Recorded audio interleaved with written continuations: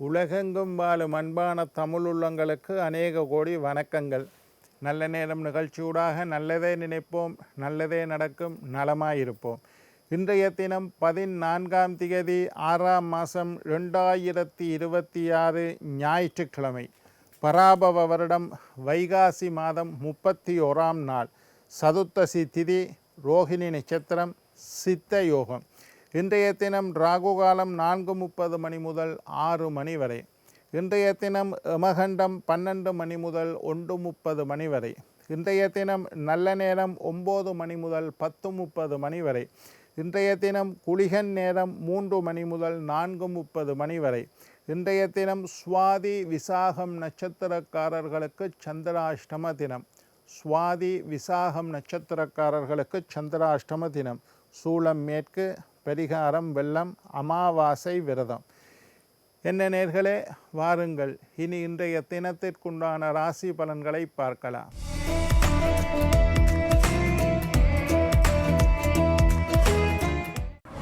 மேஷம் பக்தி, ரிஷபம் முயற்சி, மிதுனம் சாந்தம், கடகம் களிப்பு, சிம்மம் பெருமை, கன்னி வெற்றி, துலாம் பிரீதி, விருச்சிகம் ஆர்வம், தனுசு கீர்த்தி, மகரம் வரவு, கும்பம் நலம், மீனம் பயம். ஆன்மீக தகவல் பகுதியில் தொடர்ந்து உங்களை சந்தித்து வருவதில் மட்டற்ற மகிழ்ச்சி அடைகின்றேன்.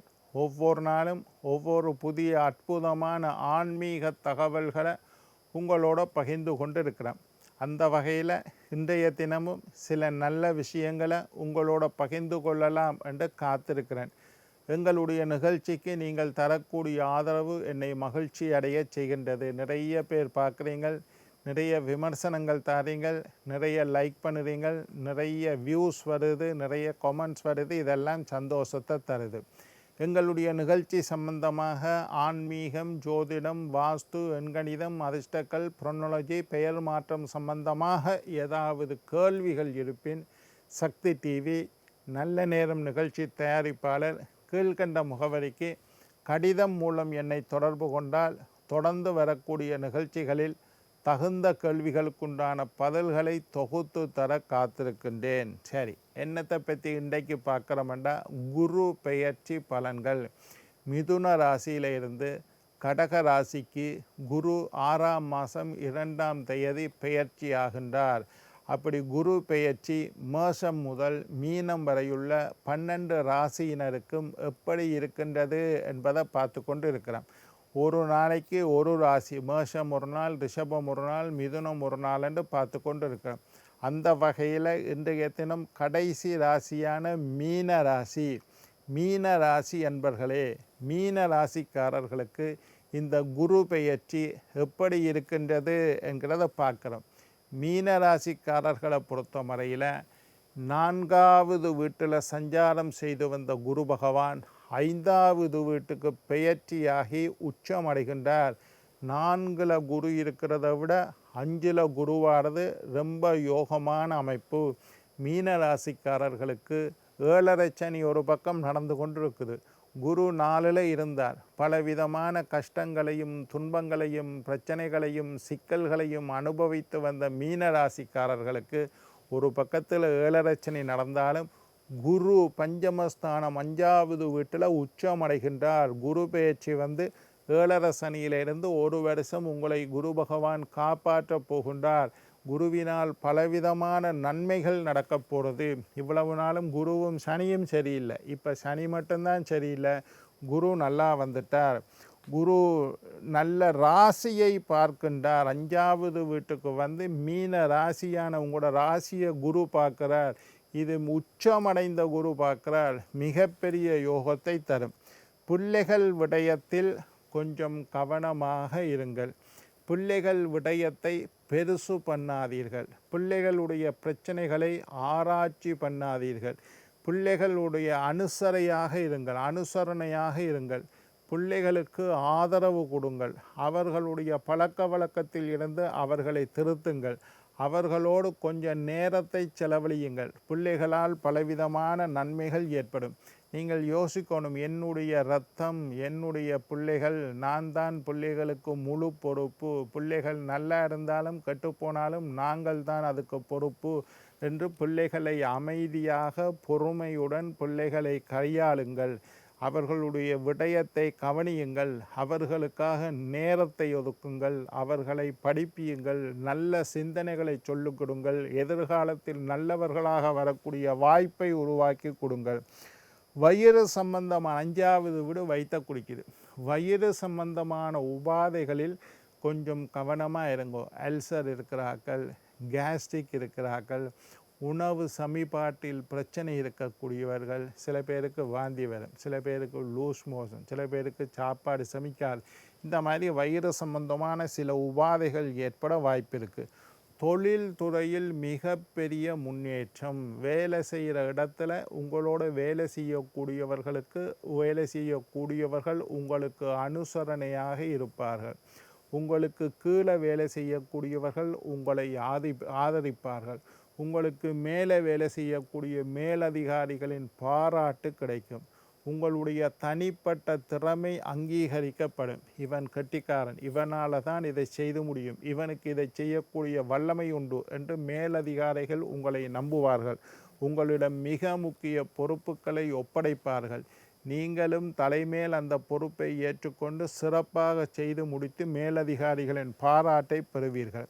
சம்பள உயர்வை எதிர்பார்த்து இருக்கக்கூடியவர்களுக்கு சம்பள உயர்வு, பதவி உயர்வை எதிர்பார்த்து இருக்கக்கூடியவர்களுக்கு பதவி உயர்வு, விரும்பிய இடமாற்றத்தை எதிர்பார்த்தவர்களுக்கு விரும்பிய இடத்திற்கு இடமாற்றம், வியாபாரத்தில் வெற்றி, வியாபாரத்தில் லாபம் அதிகரிக்கும், வியாபாரத்தில் வியாபார விளம்பர யுத்திகளை பயன்படுத்துங்கள், அதிக வாடிக்கையாளர்களை கவர்வீர்கள், வியாபாரத்தை விரிவுபடுத்துவீர்கள், வியாபாரத்தில் மூலதனத்தை அதிகரிப்பீர்கள்.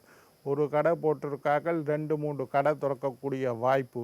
வீடு வாங்கணும்னு ஆசைப்பட்டால் காலம் சாதகமாக உள்ளது, வீடு வாங்கி கொள்ளுங்கள். வாகனம் வாங்கணும்னு ஆசைப்பட்டால் வாகனம் வாங்கி கொள்ளுங்கள். இருக்கிற வாகனத்தை விற்று இன்னொரு புது வாகனம் வாங்கணும்னு ஆசைப்பட்டால் அதை செய்யக்கூடிய காலமாக இருக்குது. நாங்கள் வாடகை வீடு 20 வருஷமாக வாடகை வீட்டில் தான் இருக்கிறோம் ஐயா. சொந்த வீடு வாங்கணும், காசு இருக்குது, வீடு அமையலை, முயற்சி செய்யுங்கள். மீன ராசிக்காரர்களுக்கு வீடு வாங்கக்கூடிய யோகம் உருவாகும். மீன ராசிக்காரர்களுக்கு வாகனம் வாங்கக்கூடிய யோகம், மீன ராசிக்காரர்கள் வீட்டு மனை நிலம் ஒன்று வாங்கி போடக்கூடிய யோகம், ஒரு முதலீட்டை செய்யக்கூடிய யோகம் எல்லாம் நல்லா இருக்குது. மீன ராசிக்காரர்கள் இருக்கக்கூடிய இடத்துல சுப காரியம் நடக்கும். உங்களுக்கு நீங்கள் கல்யாண வயசில் இருந்தால் உங்களுக்கு திருமணம் நடக்கும். நீங்கள் பெண்ணாக இருந்தால் நல்ல கணவன் அமையும். நீங்கள் ஆணாக இருந்தால் நீங்கள் எதிர்பார்த்தது போல நல்ல மனைவி அமையும். உங்களுடைய பிள்ளைகள், எனக்கு கல்யாணம் முடித்து கல்யாண வயசில் பிள்ளைகள் இருக்குது, பரவாயில்லை. நீங்கள் மீனராசியாக இருந்தால் உங்களுடைய பிள்ளைகளுக்கு திருமணம் கைகூடும். உங்களுடைய சகோதரர்களுக்கு திருமணம் கைகூடும். பேர பிள்ளைகளுக்கு திருமணம் கைகூடும். மீன ராசிக்காரர்கள் இருக்கக்கூடிய வீட்டில் மங்கள காரியம் நடக்கும். மங்கள காரியம்னா திருமணம் மட்டுமில்லை, திருமணம் நடக்கலாம், குழந்தை பிறக்கலாம், பிள்ளை வயசுக்கு வரலாம், வீடு குடிபூரல் செய்யலாம், 60ஆம் கல்யாணம் செய்யலாம், 70ஆம் கல்யாணம் செய்யலாம், 80ஆம் கல்யாணம் செய்யலாம். இந்த மாதிரி சுப காரியங்கள் மீனராசிக்காரர்கள் இருக்கக்கூடிய இடத்துல வரும். உங்களுடைய மதிப்பு, மரியாதை, கௌரவம், பட்டம், பதவி எல்லாம் உயர்ந்து காணப்படும். சமுதாயத்தில் பெரிய கௌரவமான மனிதர்களாக நீங்கள் உலா வருவீர்கள். சமுதாயத்தில் உங்களுடைய மதிப்பு, மரியாதை உயர்ந்து காணப்படும். உங்களை பற்றி பெருமையாக பேசுவார்கள். உங்களை பற்றிய நல்ல விமர்சனங்கள் உருவாகும். நீங்கள் நல்லவர், வல்லவர் என்பதை சமுதாயம் ஒத்துக்கொள்ளக்கூடிய காலமாக இருக்கும். திருப்பணி செய்யக்கூடிய வாய்ப்பு, ஆலயங்கள் கட்டுவதற்கு உதவி. கோபுர தரிசனம் கோடி புண்ணியம். ஒரு கோபுரத்தை பார்த்தாலே கோடி புண்ணியம் கிடைக்குமெண்டா, ஒரு கோபுரத்தை கட்டுவதற்கு உதவி செய்தால் எத்தனை கோடி புண்ணியம் நடக்கும். கோபுரம் கட்டிட்டோம் ஐயா, எங்களோட ஆலயத்தில், ஊரில் உள்ள ஆலயத்தில் கோபுரம் கட்டிட்டேன், மேலுக்கு கலசம் 5 கலசம் வைக்கணும், நீங்கள் ஒரு கலசம் வாங்கி தாரீங்களா என்று கோயிலால் வந்து கேட்பினோம். உடனடியாக உங்களுக்கு அந்த வசதி இருக்கும். கோயில் திருப்பணியில் வேலை செய்கிறதா இருந்தால் அதற்கு ஒரு பிராப்தம் இருக்க வேண்டும். அந்த பிராப்தம் இல்லாட்டி அந்த நேரத்தில் உங்களால் வாங்கி கொள்ள முடியாது. உங்களை யாரும் கேட்க மாட்டினமே இல்லை, கேட்கவே மாட்டினோம். அப்படி கேட்டாலும் அந்த நேரம் உங்களுக்கு காசு இருக்காது. சந்தர்ப்ப சூழ்நிலை பிழைச்சிடும். அந்த நேரம் நீங்கள் வெளியூருக்கு போயிடுவீங்கள். ஒரு பிராப்தம் இருந்தால், ஒரு புண்ணியம் இருந்தால் மட்டுமே ஆலய திருப்பணிகளில் ஈடுபட முடியும்.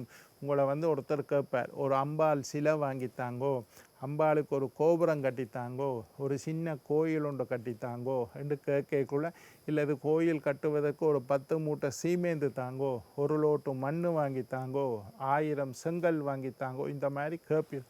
இதை செய்யக்கூடிய வாய்ப்பு வயல் கேட்க உங்கள்கிட்ட காசும் கணக்காக இருக்கும். அப்போ பிராப்தம், ஆலய திருப்பணி செய்வீர்கள், புண்ணிய தீர்த்த யாத்திரை செய்வீர்கள், எங்கேயாவது கங்கைகளில் புண்ணிய தீர்த்தங்களை போய் குளிச்சுட்டு வருவீங்கள், ஆலய தரிசனம் செய்வீர்கள், கதிர்காமத்துக்கு போவீங்கள், நல்லூருக்கு போவீங்கள், செல்லச்சன்னதிக்கு போவீங்கள், மாத்திரை முத்துமாரியம்மன் கோவிலுக்கு போவீங்கள்.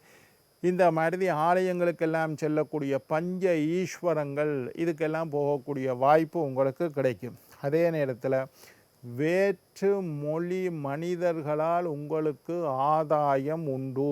வேற்று மொழி, நீங்கள் தமிழர்களாக இருந்தால் சகோதர மொழி பேசக்கூடியவர்கள் ஆதாயம் உண்டு. குழந்தை பாக்கியத்தை எதிர்பார்த்தவர்களுக்கு குழந்தை பாக்கியம் உண்டு. மாணவர்களுக்கு பலவிதமான நன்மைகள். குடும்பத்தில் புது வரவு அதிகரிக்கும், பிரச்சனைகள் குறையும், கடன் தீரும்.